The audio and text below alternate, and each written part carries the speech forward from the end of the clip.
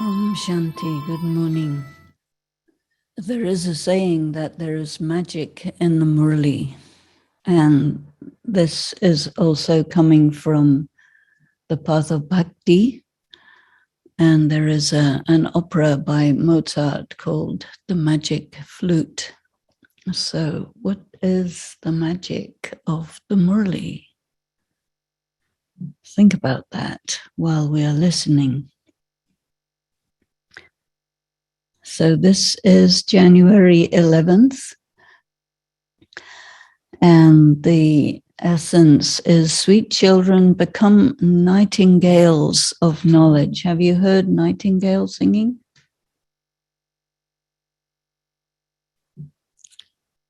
In the summertime in England, when I used to go to the center, right at the very beginning, there was always a nightingale which would sing all the way.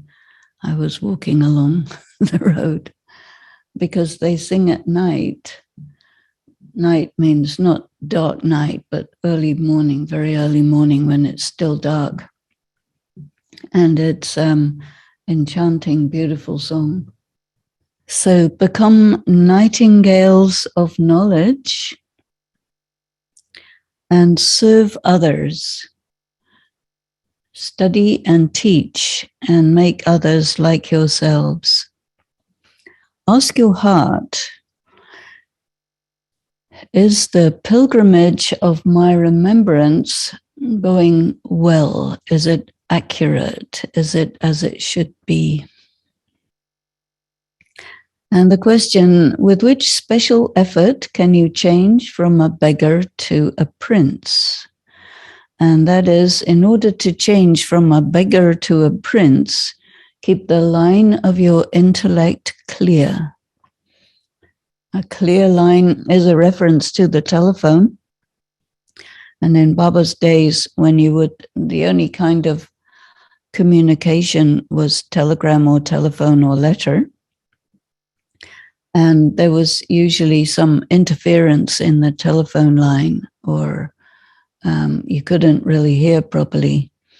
So if your communication with Shiv Baba is right, then you pick up what he is sending. That is the vibrations, the purification, the right thoughts. Remember no one except the one Father. Remember means do not send your attention to someone in the thought that they might support you, because they won't, or they can't, or whatever. But remember, one Father means this is the one who is your only support. Even this body is not mine. Means don't rely on your body. Only those who make such effort to die while alive. To die while alive means you're not expecting support from people, places, or objects. So those who make that effort to die while alive are beggars. Only they are in the Vanparast Avastha. Vanparast Avastha is a stage of retirement, but that means that you are preparing for your death. It doesn't mean you stop to work. Because in your intellect, you remember that now you have to return back to the home with the Father and then go to the world of happiness. Om Shanti. You sweetest children know what you must pay greater attention to in your study. That is the definition of a deity, complete with all virtues, 16 celestial degrees complete, completely viceless, Maryada Purushottam. So Maryada means the boundaries, and Purushottam is the highest being. And Ahimsa Paramo Dharma, the highest dharma of non-violence. So check to see whether you have these qualifications, because you must pay attention to what you are in the process of becoming. And how will you become that? By studying and also teaching. How much do you remember the unlimited Father throughout the day? And how much do you teach others? As yet, no one has become complete. It is number-wise according to the efforts that you make. The Father has his eye on every child, noting what each one is doing. What service is the child doing? What spiritual service is the child doing? How many people's fortune is he making the highest level? Each one knows your own stage and your own happiness. Happiness means that your own positive karma, which is creating benefit. Each one of you can feel that your life is one of super sensuous joy. That is, your happiness does not come from people, places, or things, but from your understanding. You children have faith that it is by having the remembrance of the Father alone that you will transform from Tamo Pradhan to Sato Pradhan. The easy method is to apply the pilgrimage of remembrance. So ask your heart, is my pilgrimage of remembrance advancing? It's a change of consciousness. Do I make others like myself? Have I become a nightingale of knowledge? You Brahmins imbibe divine virtues, and you are changing from ordinary mortals into deities. You are the only ones who are going to become deities. You are the only ones who become members of the deity clan. It is your deity family there. And you know that you are now making a lot of effort to become those of the deity family. You children have to study in a disciplined way. Do not be absent for a single day. Even if you are ill and in bed, you can still have the remembrance of Shiv Baba in your understanding. Stay focused on Shiv Baba. The soul knows I am a child of Baba, and Baba is here to take me home. This is a very simple focus of attention. And this practice is also needed. Let there be the remembrance of Baba alone in your intellect. That means focus your attention on Baba alone. Baba has come, and we are now going to the world of peace and then to the world of happiness. Make so much effort until the end so that ultimately you remember only one Shiv Baba. So in this, the most useful thing is disillusionment. As long as you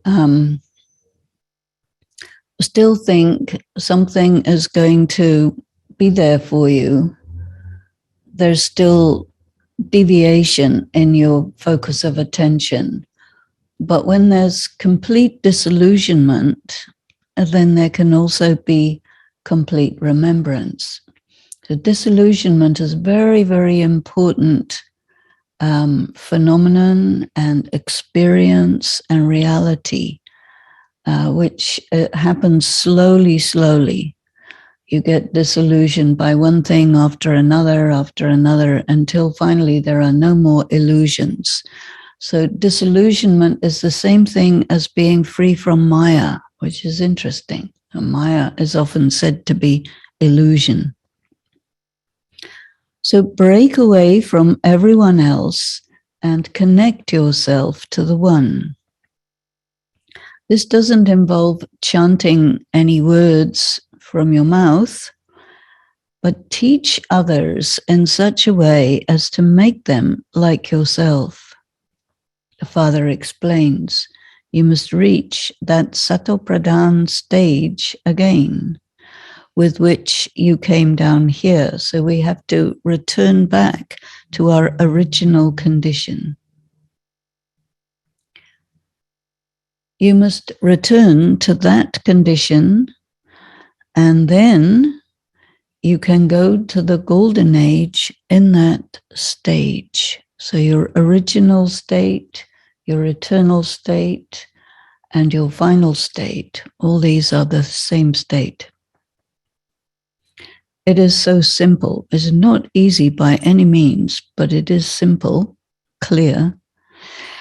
You used to sing on the path of devotion, when you come, I will break away from everyone else and connect myself to you. And this does require effort. Effort means that you do things for yourself. Purusharat. Purush is yourself. Arat is for yourself. The matter of purity is the main thing. So stay at home with your family like a lotus. A lotus is above the water, above the earth. So these are symbolic. The earth means people, and the water means your subconscious. So there are things in your subconscious which make you attached. And there are things in your conscious, the earth, which make you attached. So we have to be above and beyond the subconscious and the conscious. So you living lotuses are also above the earth. So you must make a promise that while practicing purity, I will remember you alone, so that at the end, I remember no one else but you. Let there be no defects. Defects, character defects, are reactions to circumstances. So if you're independent of circumstances, then there wouldn't be any reactions and therefore no character defects getting performed. So children who become like that remain constantly cheerful. Cheerful because you get it, that everything is okay, no matter what. Practice this very well. You children know that your stage sometimes wilts. And Maya makes some of you like the touch-me-not plant. So it makes you reactive. It is necessary for each of you to ask yourself, to what extent do I stay in remembrance of the Father and remain cheerful? How much time do I give for doing Baba's service? That means investing in Baba's task. No matter what someone is like, continue to do service. So you may be doing service with people who you don't get along with, but it doesn't matter. Baba looks to see who is worthy, competent in claiming the inheritance.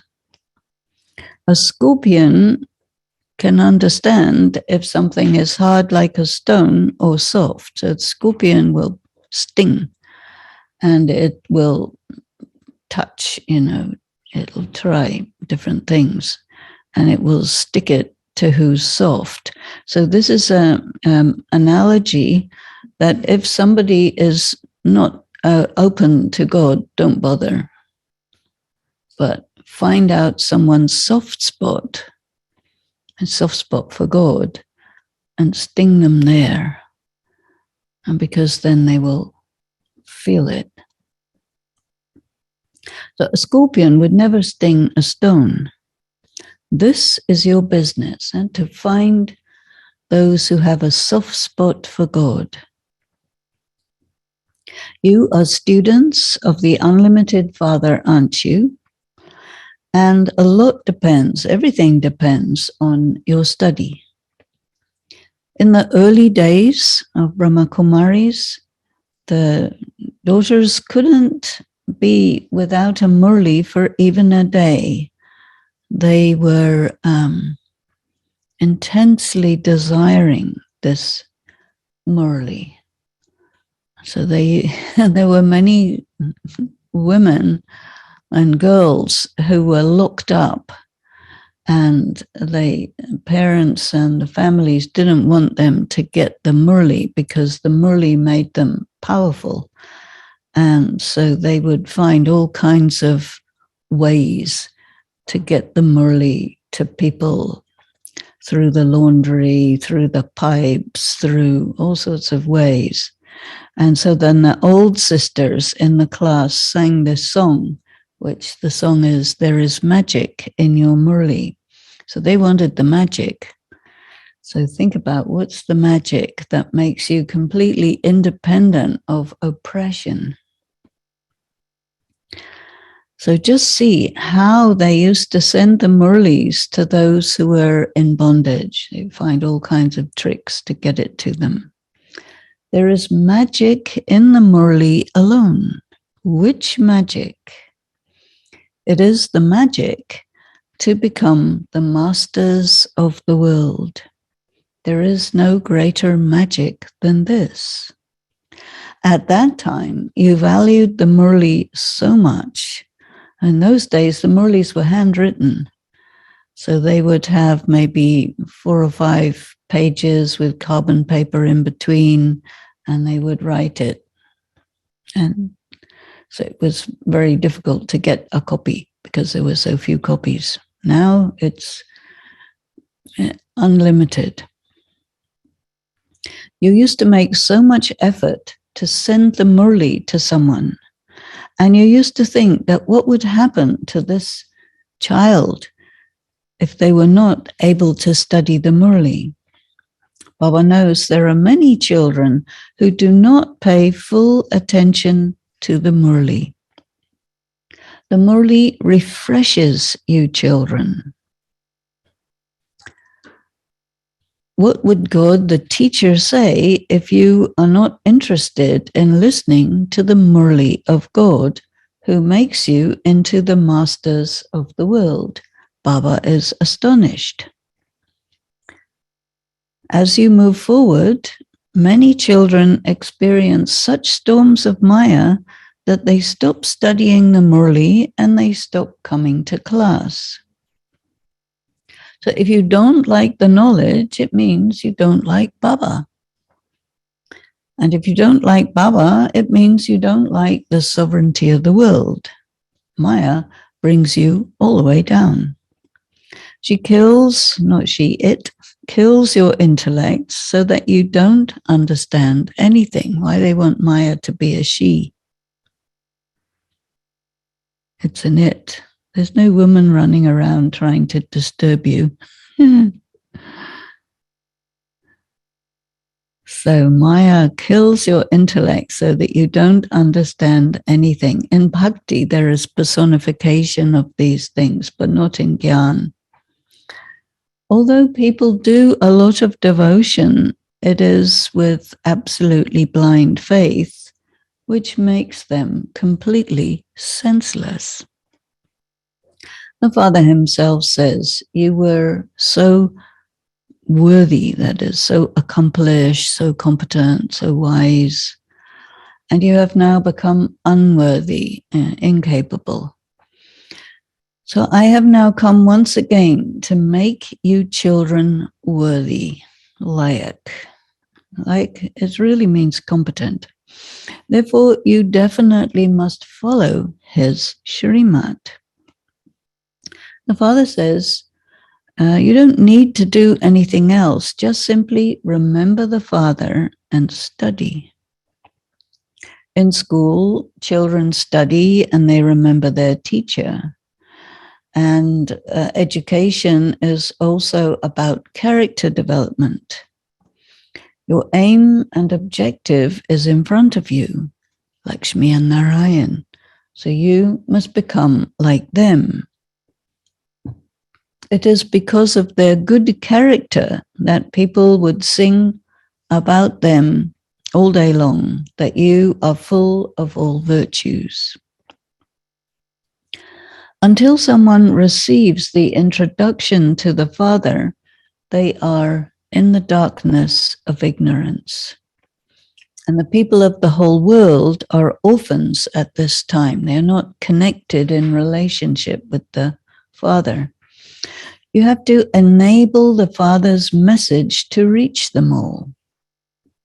You are the children of the unlimited Father. And the Father says, stay in my remembrance and your negative karma will be neutralized. You children have to find a way by which you can get the message to reach everyone. And what is the message? The message is, remember the one Father and you will become pure. And this will reach everyone through the newspapers. Newspapers now means any kind of social media, internet, anything. That's the way to communicate. In those days, it was just the newspaper. There wasn't even TV. Do you remember when TV started? Growing up in our house, there was no TV. No, but this TV started in the 50s. And it was only for a few hours a day. And it always used to, whenever you turn off the TV, there was a white dot.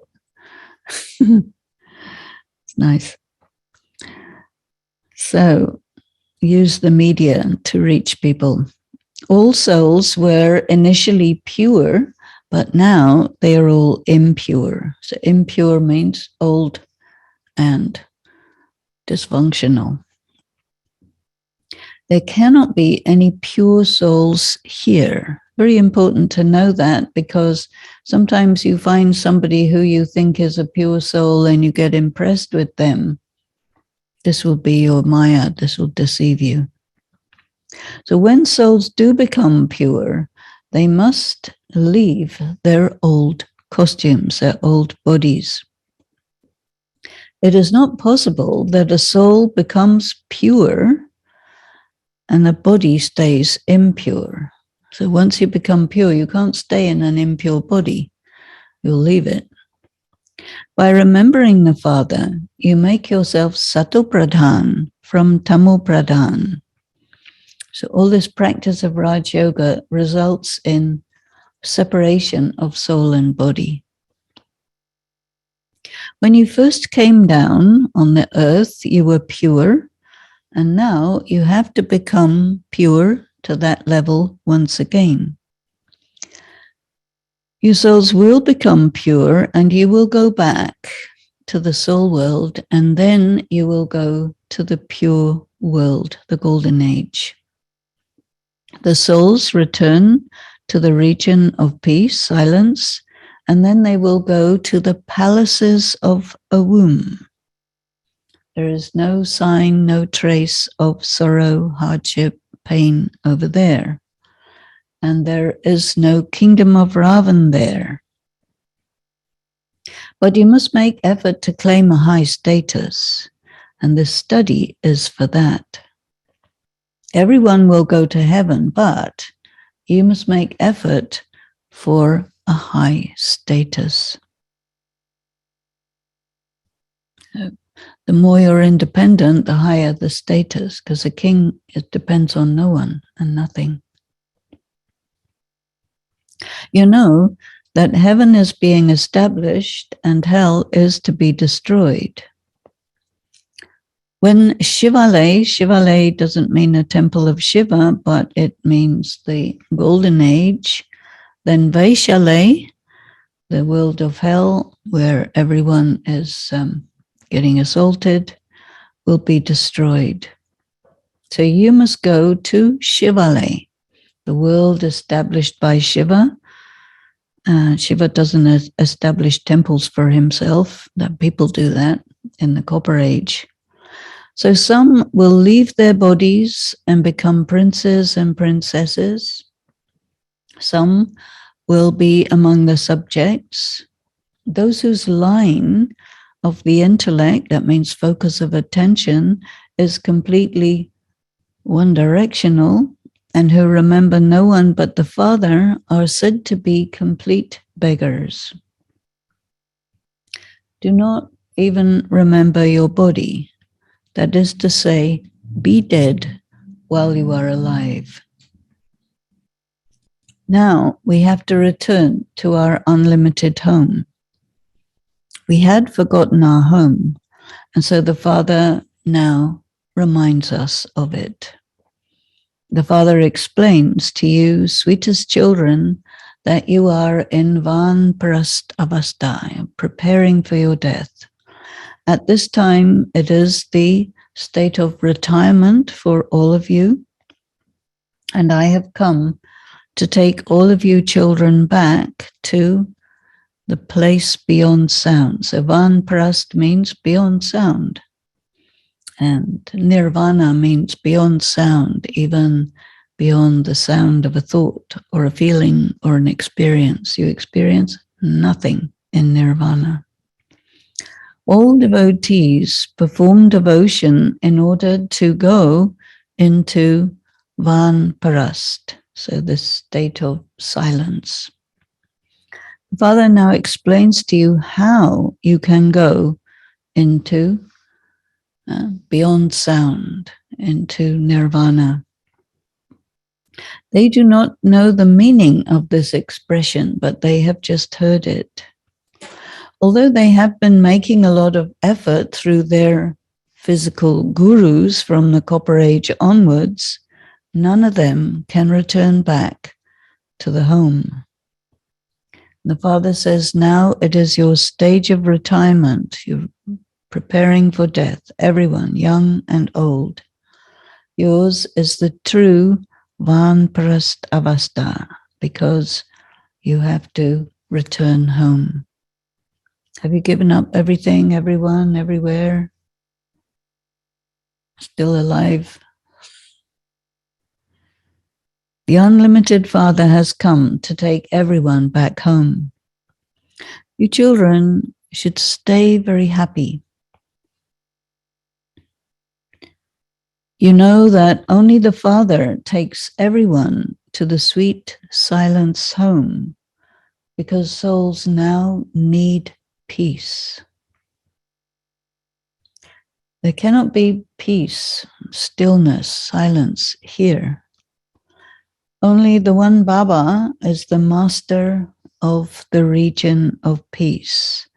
And only when the master comes can he take everyone back home. They do devotion in order to return to nirvana, but no one says they want to go to the world of happiness. Baba says, I promise you, children, I will take all of you back to the soul world if you follow my Srimad. That means you will go back to the soul world without any trouble. And even if some do not go to the world of happiness, the golden age, I will definitely take them to the world of silence. I will not leave anyone behind. If you do not come back with me, then there will be punishment, you will get beatings, and then I will take you back. So it's all about following the process of purification, because if you don't, then you have to get purified by punishment. So just like in families, the parents punish their children, I will also take you children back that way, because that is the role in drama. So therefore, it is much better if you come with me having earned your income. So you have to finish your debts and earn your income. You will also receive a good status. What happiness could be received by those who come at the end? Baba says, whether you want it or not, all bodies will be burned in the fire, and all souls will definitely be taken home. If you follow my directions and become completely virtuous, 16 celestial degrees complete, etc., then you will claim a high status. You have called out to me to take you back home. That means you have requested your death. All of you know that death is about to come, and no unclean souls will remain here. The Father says, I will definitely take everyone away from this unclean world, and those who study well will go to the world of happiness. And the world of happiness or heaven is not somewhere up in the sky. The Dilvara temple is your memorial. So Adi Dev is there. Bap and Dada are there. Baba enters this one's body. And you know that both Bap and Dada are sitting there. So you may have seen the images in Dilvara temple. One of them is, most of them are white. One of them is black. And they've got these large diamonds in their hearts. And then there are also a lot of statues of military, the elephant riders, the horse riders, and the people standing. The symbol of you children who are studying Raj Yoga at this time is shown in the temple. So you can see those who are mounted on elephants and the horse riders. And every cycle, an identical temple will be built, which you can go and see. How do you get an identical repetition of the physical objects in the cycle? Have you thought about that?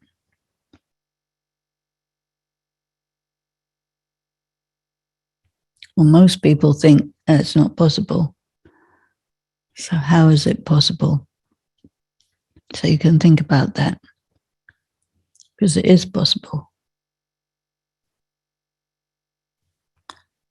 Always remember that there is no possibility of any perception anywhere except in your mind. Once you understand that, the identical repetition is very clear. Even if it is different, you'll see that. Anyway, it won't be different. Yeah. It'll be because it's inside. There isn't anything outside. That's so difficult for people to understand. If you watch a movie, I'll give you another movie to watch, Ready Player One, which is a Steven Spielberg movie, and it's somewhere around on the internet. And it shows you how everyone is living in these two realities. So one reality is just the world, but the other reality is in these, what do you call these things? There's a word for it. There's the virtual reality masks, and now they made them. Augmented reality and virtual reality. But the virtual reality, so it's all inside the machinery and you just experience that 3D different reality. So this is what Baba is telling us that. And so watch that movie and you will understand how everything is inside. And then you have to deal with that. So you say all of that will be destroyed. So how could it be built again? Baba says, don't think about that. It's a bit too complicated for most people. But now because of all these things like this particular movie, which was made a long time ago, I think. So Baba actually gets people to do things that's necessary for him to help him explain to us. And that's a very good one. So anyway, don't think about that. Heaven does not exist at this time. So according to time, whatever has to be there will come out. So this whole thing is a pre-recorded three-dimensional movie, and we enter it using these costumes called bodies, and we go in and out of them for 5,000 years, and then the whole thing starts again. It's a very good story. You wouldn't want to miss any of it. Come at the beginning. The beginning is good. The end is very good. Scary, but good. So cycle after cycle, an identical temple will be built, which you can go and see. You say all of that will be destroyed, so how could it be built again? Don't think about that. Heaven doesn't exist now, but there will then be palaces in heaven. All the mountains will break up and then be created again. There's another thing that anybody from LA can go and look at, and it's a thing called Universal Studios. And they have something there where they show how in the movies the set is burned up. And so it burns up, and then for the next group it comes back and then it burns up again. And so it shows you these things. So all the mountains will break up and then be created again. Now, because of climate change, they're finding all sorts of things. Gigantic dinosaur fossils and things are coming out. And it also indicates that they all got sort of buried very quickly. So Abu will then be created again. You know that Abu is entirely made of granite, which is igneous rocks and made of fire, right? Igneous means it's made of fire. In Abu, there's a lot of marble, right? So it's a very volcanic area. And so when you have a lot of heavy duty volcanic activity, I'm not sure exactly how granite is made, but it's by fire. So they call it igneous rocks. And some other kind of sedimentary rocks made by just stuff landing and getting squashed. It takes slowly, but the igneous rocks, like the Alps, they were made very, very fast. They're very new mountains. And you can find some some stuff where they show how certain circumstances, you can create a large mountain in 10 minutes, that kind of circumstance. I can't remember the details now. It's a long time ago when I checked it out. So Abu will be created again. Many children are very confused about this aspect. The father says there's no need to be confused. It is said that Dwarka went beneath the sea and it will emerge again. So this is an ancient belief. And now anything that's gone down below is gone. It would be destroyed. It won't come back in that condition. You know that you will build your palaces in heaven. There everything will be completely new and sato pradhan, but you'll build it the same way because it's in you, in your sanskaras to do that way. There everything will be completely new and sato pradhan.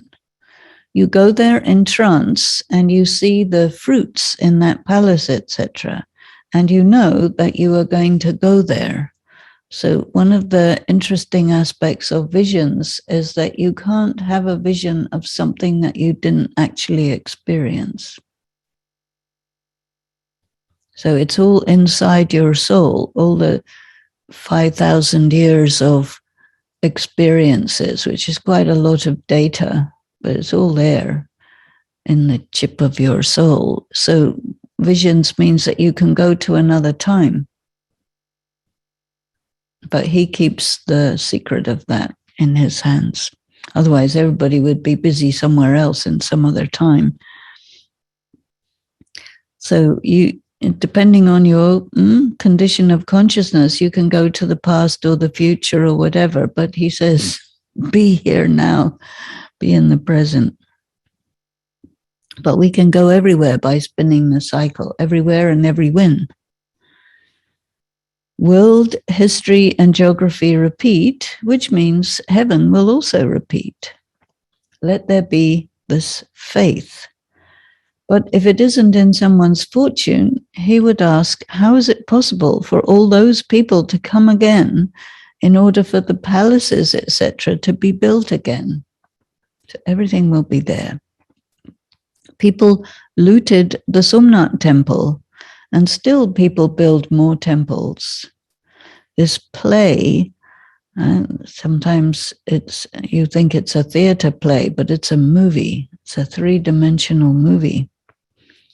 So this is the movie of becoming a worshipper from being worthy of worship, and then becoming worthy of worship from being a worshipper. So worship worthy to worshipper, worshipper to worship worthy. There is the cycle of Brahmin, deity, warrior, merchant, Shudra. So we go through all that. You children become multi-million times fortunate. Each step of yours is imprinted with multi-millions. And you know that you have multi-millions in every step, and that is multi-millions are merged in every step of your study. The more you study, the higher the status you will claim. Satyug is the golden age, and the land there is so beautiful. So many beautiful palaces are built. Everything there is Sato Pradhan, and your eyes become cool when you see them. When you see ugliness, that's one thing. When you see that kind of beauty, serene beauty, you are becoming the masters of such a kingdom, so you should make such good effort. So your effort of study is the effort to change your perception. That's it. Just change your perception. Something that looks real isn't, something that looks not real is. Change your perception. Only when effort is made is there a reward. You children have knowledge in your intellect. This is a very, very complicated stuff because you have to have the philosophy of karma as well as change your perception. This is not at all easy Raj Yoga. You're walking on a tightrope, but you have to go to another dimension. That's why it's called a pilgrimage. Are you getting there?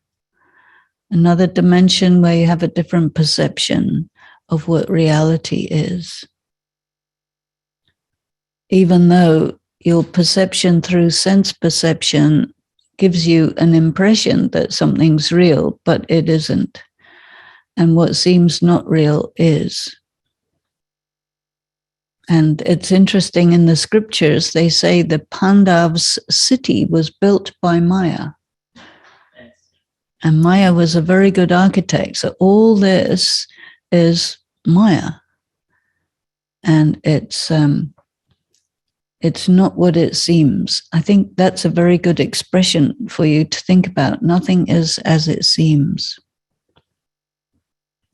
So remember the Father and end all attachment to worldly relationships.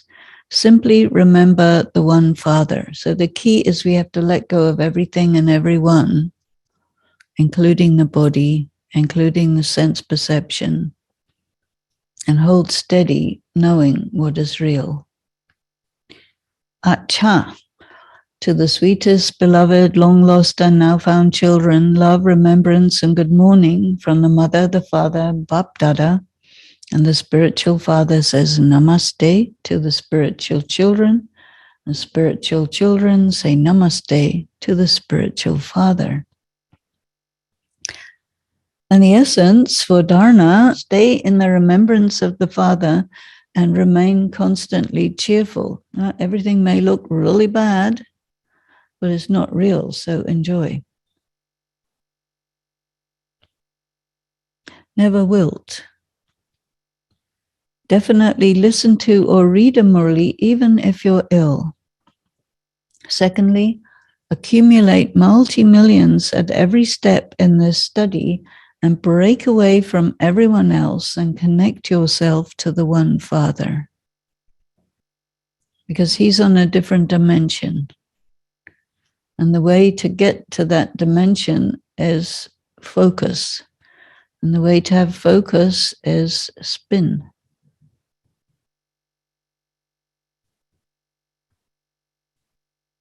How do you make a very, very small hole? You know the dentist, he makes a small hole in your tooth, right?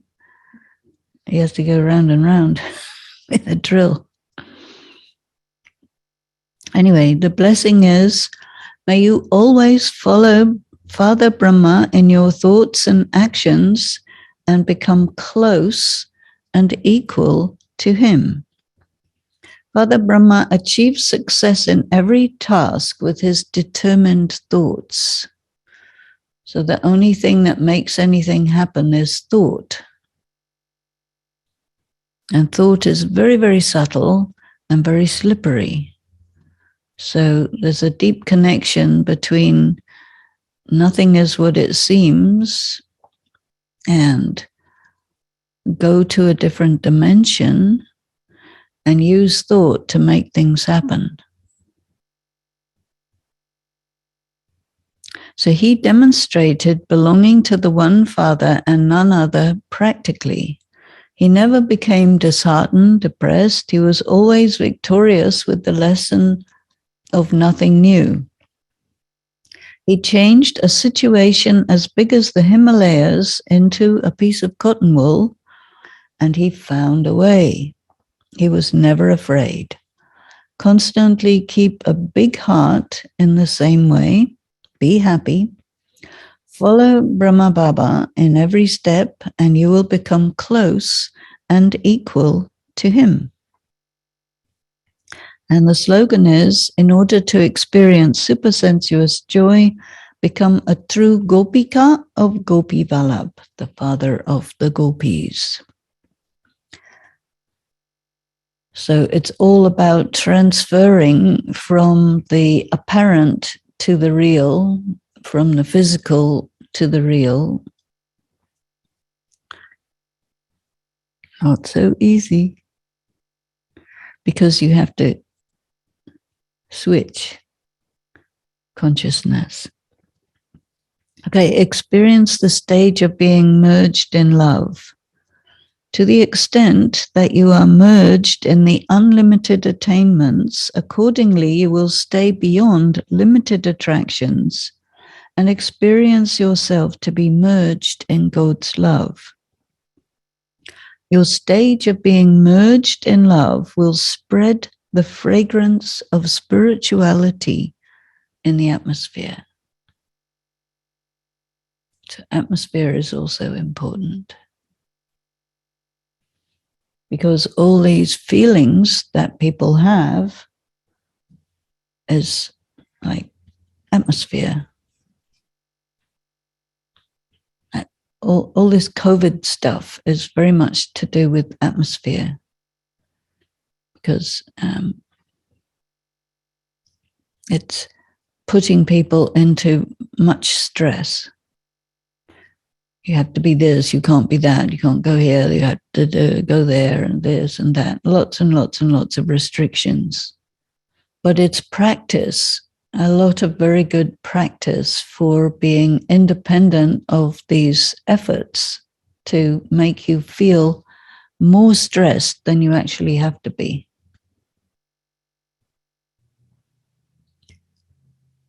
And think about this magic, because it is only the Murali which contains the concepts that come from the mind of God, who's already independent of the sense perception. So you have to really think about him, that he's got inside his mind, his soul, the sanskaras of knowledge. So he's got the entire creation in his intelligence,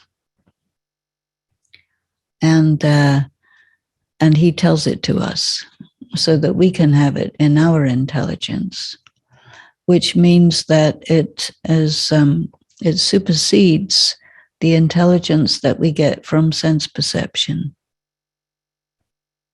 Because sense perception, the first sense perception is you are a girl or a boy, and you are this color or that color, and you are this nationality or that nationality, and you are this culture, this religion, blah, blah, blah, all these things. And he says, no, you're not. That's your, what they call in the film Ready Player One, I think they call it an avatar, right? And so an avatar is just like you adopt a persona and you interact with other people through these personas, none of which is real, but it's all illusion. And that film really shows this concept really well. And I think that Shiv Baba uses the film industry very effectively to enable us to comprehend about multi-dimensional reality. And then you see nowadays everything is special effects, and you put on these masks and everything becomes something else. And we're so used to it, right? And what do you get in the movies? All the five vices, right? In any movie, you got to fall in love with somebody. You got to have lots of car chases and fights. You've got to have tension. You've got to have, I don't know, all the various things which grip you and cause a lot of adrenaline to happen, right? And then you have to see if you can be completely independent of it. Because all the way through, you know that it's not real, but you pay good money to get disturbed, right?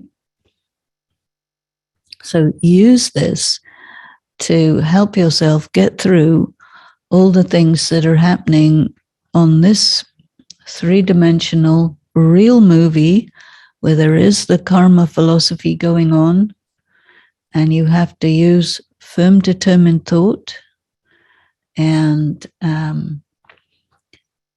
only take your support only from one, otherwise you will be deceived. So, and it's all about getting a prize. So in Ready Player One, they have to get 3 prizes, right? Have you seen it? You have to arrive and understand what the game is. And the game is, don't try to win. Because you will only get something if you don't desire it. If you desire it, you won't get it. If you avoid it, it will happen to you. And if you avoid your fears, they will happen to you. If you renounce what you want, you'll get it. It's all inside out and upside down and backwards, but it's quite complicated. Yes, but very interesting.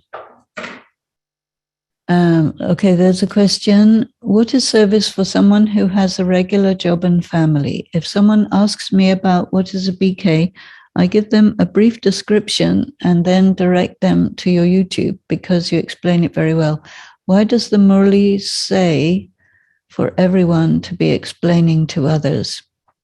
What he wants is for people to understand what's going on.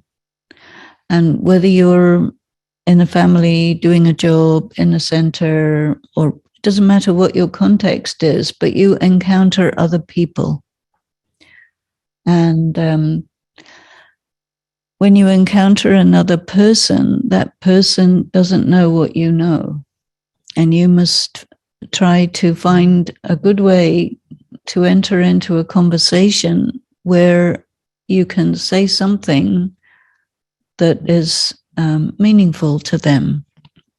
And in today's Murali, we had the example of the scorpion. And the scorpion is all the time looking for soft spot. And if you can find a person's soft spot for God and sting them there, then you will have done service. Because service is to serve the soul. And what is the problem for a soul? The soul is under an illusion about reality. And being under the illusion, not knowing the philosophy of karma, they do action based on illusions, which causes more and more loss, difficulty, pain, upset, etc. So we have to understand this knowledge so well that we can touch a person's soul so that they get it, so that they see it. And that is what he wants us to do. And then there's the big machinery of the yagya. And that means, it was decided, okay, you have to have this yagya. And a yagya is a ritual where you have a big fire and you put all the things into that fire because it's about purification. And you have the scriptures and the mantras and the Brahmins and all these things that is done in bhakti. But the origin of it is this. This is called the Rajaswaha Ashwamegha Vinashi Rudra Gyan Gita Gyan Yagya, something like that. And so we have to give up our bodies. And we have to give up our delusions and illusions. And we have to be able to perceive what's real and then go to God. And somehow we have to communicate that to other people in such a way that it's meaningful to them. And because of, if you just say it like this, it may or may not be meaningful to someone. But if you find their soft spot, what they believe, what they want, what they think, and then from there you can elaborate because you have their attention if you find their soft spot. And so you have to be a good scorpion. one of the astrological signs is Scorpio. And Scorpio, I don't know all of it, but one of the aspects of Scorpio is that you can touch the subconscious. And so if you can feel the hidden parts of another person, which may be their soft spot for God, then you can make contact with that, because people have a lot of barriers because they don't want to be invaded in their most subtle, sensitive, deep parts, but you have to be able to get there to find their soft spot for God. And that service, I think. As Sukanya is saying, explaining it to others is explaining it to ourselves, and that's true. Because when you talk to another person, they will maybe ask you about things that you haven't thought about, and they will put you in a situation where you have to review the information for yourself. So that is definitely there, because the clarity keeps escaping from us. There's another question. What is the deeper meaning of multi-millions in each step? So it's a saying. It's like an aphorism, a deep belief in India. Kadam kadam me padam.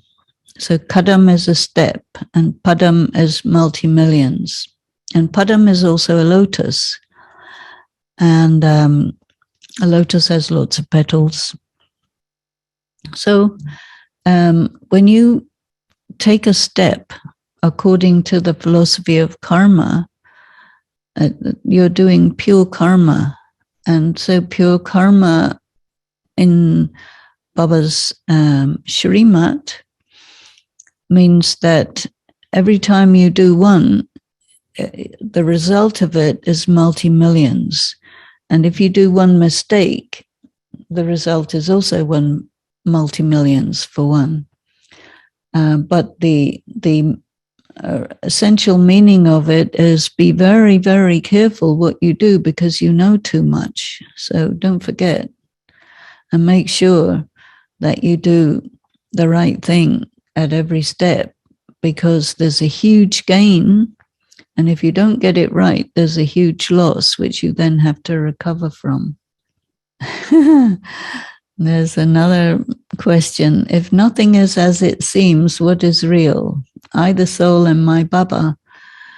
Well, I, the soul, is real. My Baba is real. And the cycle.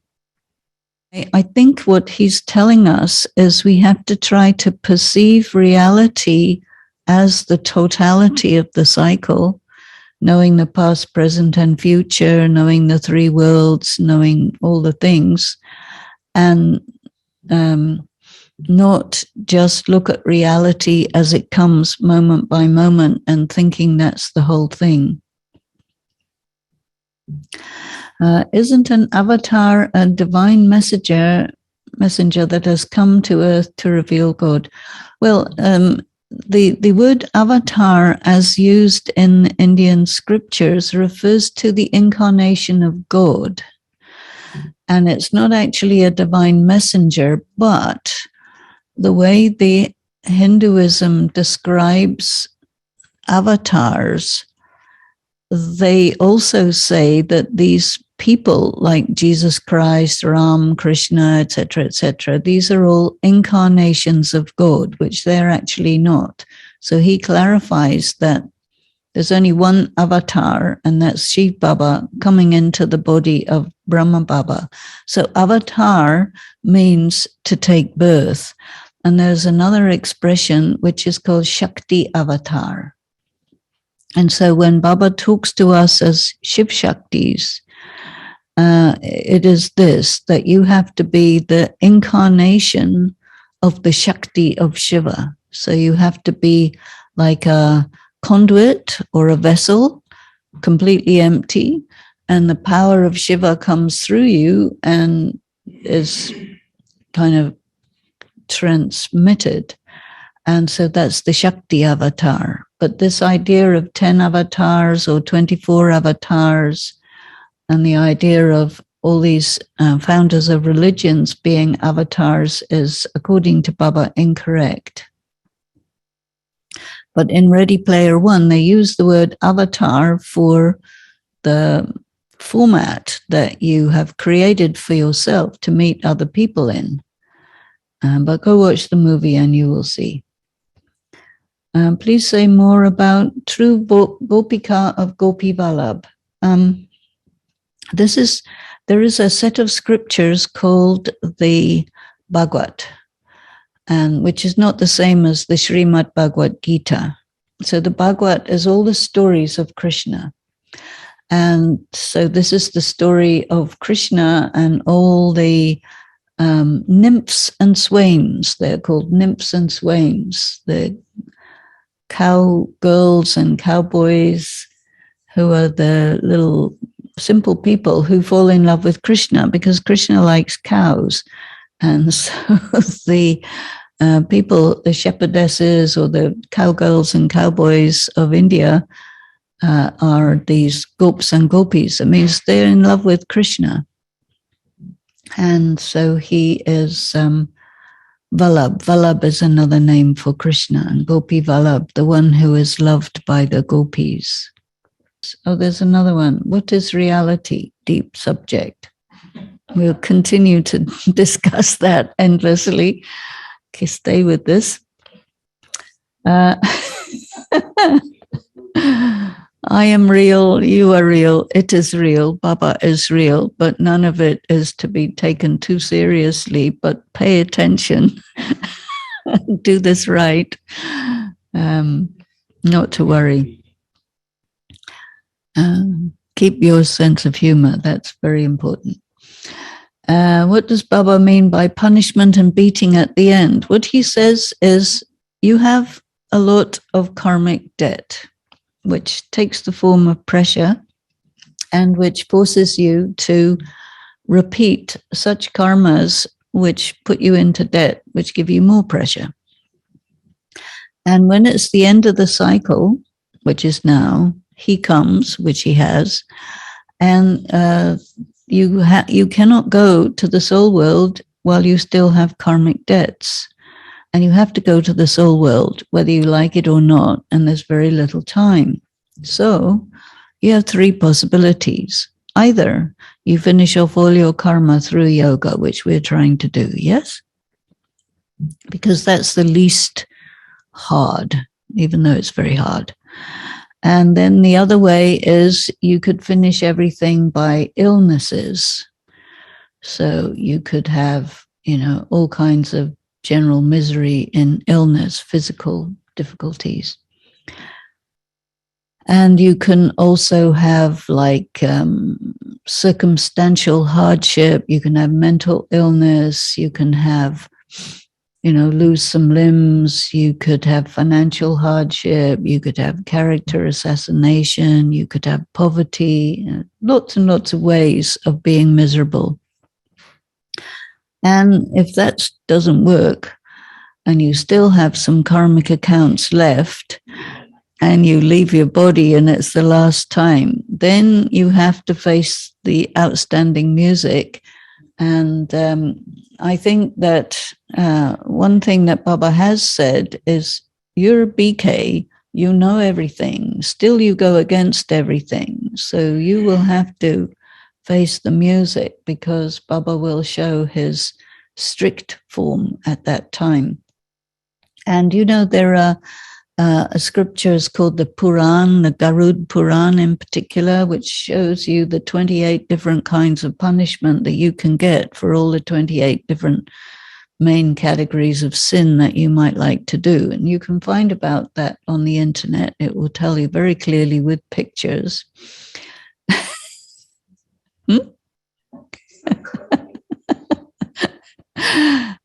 Anyway, So, for example, Baba sometimes talks about Kumbi Pak Narak, right, in the Murali, and which is usually translated as the extreme depths of hell, but it's a very specific kind of hell.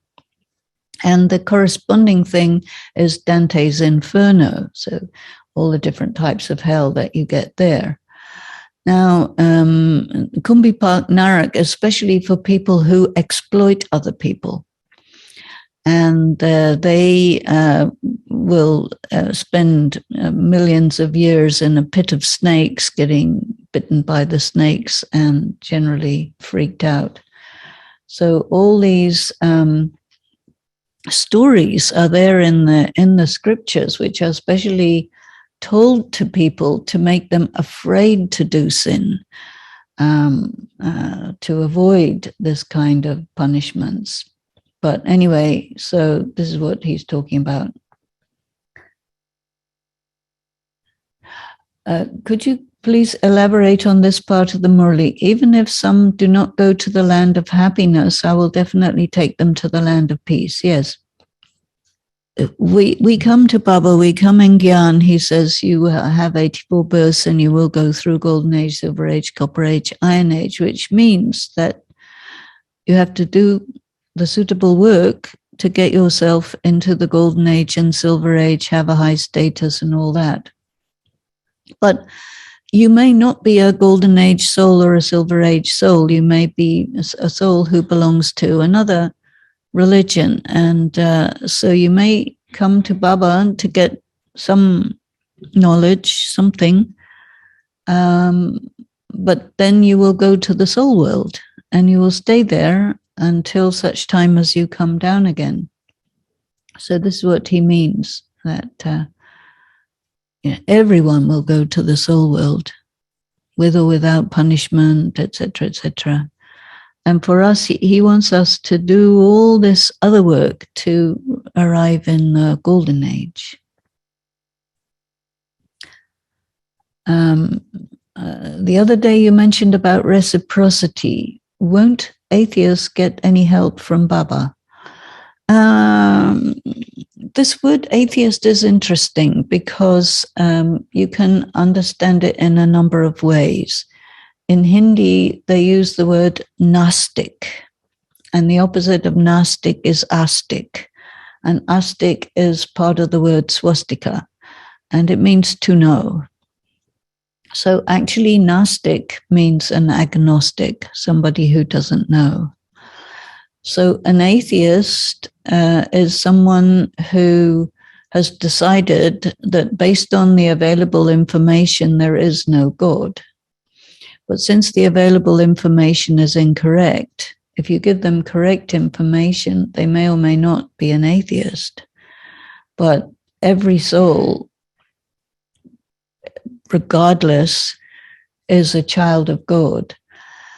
And one of the purposes of giving Baba's message is to make it possible for that soul, whatever classification they give to themselves, to have an encounter with God.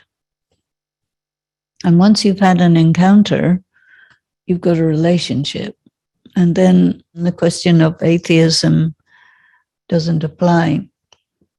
But the question of reciprocity, I think we have to focus our attention on, here we are ourselves as Brahmins, and he wants us to have all relationships with him. And we have all this time being Brahmins to develop that, and we need to understand about his nature of being reciprocal. Most of the people, I suppose, will understand these things to some extent, and they won't have very much time. So there won't be enough time for them to get involved in all this, what we are doing, because we have so much time, you know. Okay, there's a question. Does suffering through difficult relationships settle karma or create more negative karma, since there is an intake of sorrow? Well, when you have a difficult relationship, there's definitely a karmic account.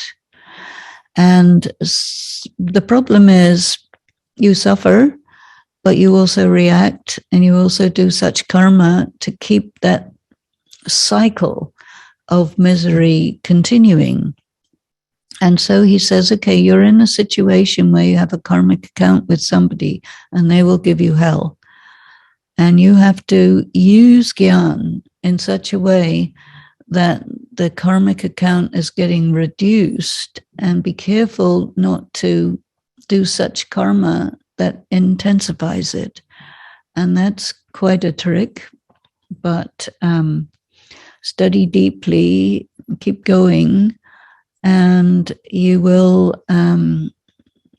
actually gradually get free, but you need to use a lot of yoga so that you can handle the situation through the power of yoga, as opposed to reacting and creating more of a bondage. It's really like that. But he says definitely do not take sorrow. So if somebody's doing all sorts of nasties to you, say things to yourself like, it is happening, but it's not happening to me. And if the person is giving you physical hardship or whatever, you may decide to leave. And that may not be a bad idea, but then you have to not be attached, because what happens very often is people get attached to their abusers. They can't get away. They won't get away. So you have to really think about your situation and decide how you're going to proceed. Please explain the sentence, true Brahmins are those who uplift 21 generations. So you have this idea that there are 21 births of happiness. So first person you have to uplift is your own self. But also the people who you are connected with, so in your family. And it is also said for a Kumari uplifts 21 generations. So a Kumari means you're in a family. And if you can get all those people in that family, or some of them, to also do what they need to do to get 21 births in heaven, then you've uplifted them.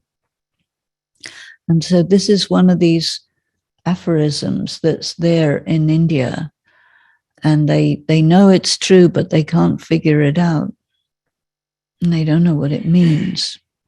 So Baba takes a lot of these incomprehensible beliefs and explains what it means, and one by one, and it comes fairly frequently in the Murali, this particular one. And it's also to give the Kumaris power to do what they could do, because the families do everything possible to disempower you.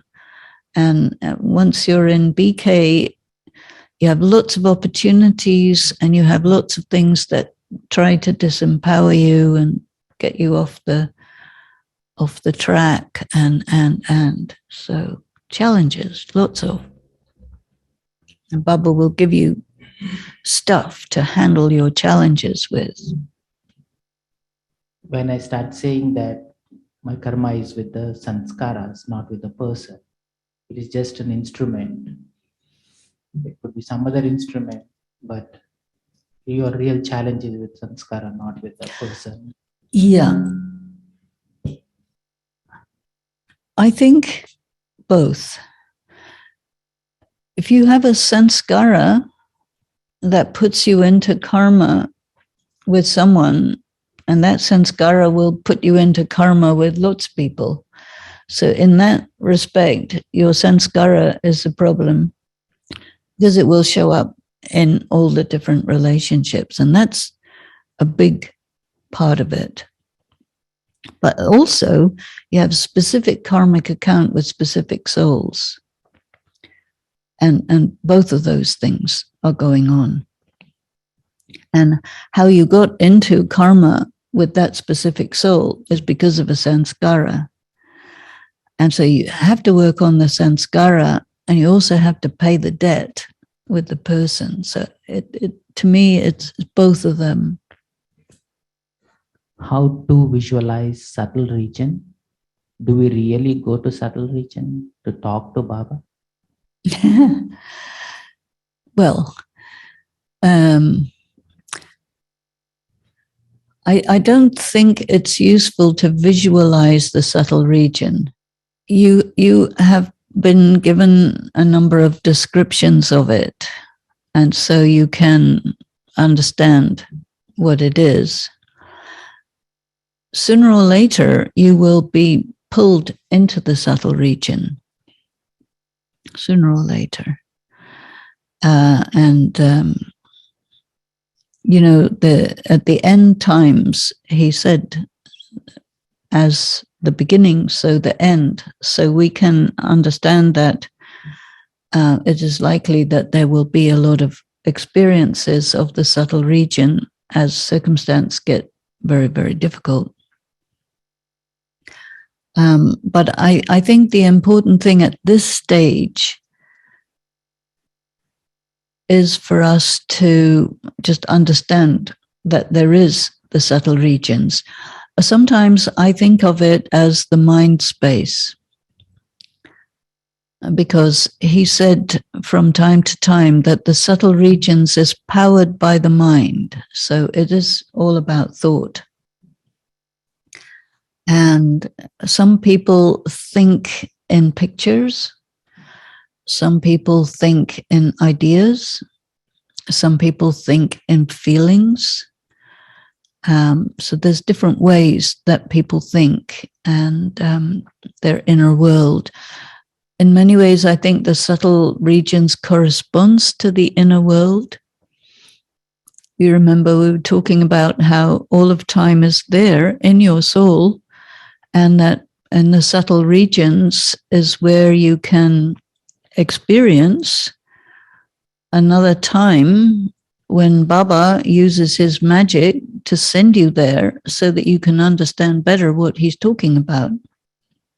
And there was a lot of subtle region experience in the beginning of BKs because Ajit Baba had a hard time communicating with these humans, because he's not a human. And he arrives on earth. He says, okay, you called me. I'm here. I'm invisible. And they cannot conceptualize invisible people.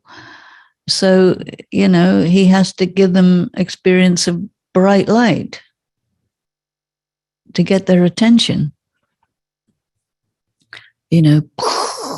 Okay, bright light, what is this? And then Vishnu, and so these, and they would see, like you were talking earlier about what was going on called augmented reality.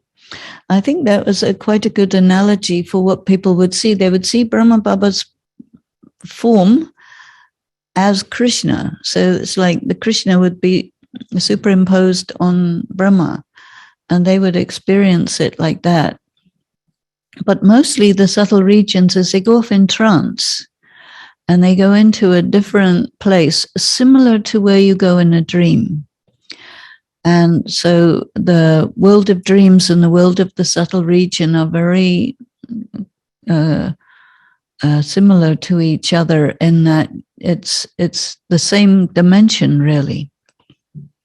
And in dreams and in the subtle regions, you can see things which represent something invisible that's going on to make it visible to you, because it's using symbols.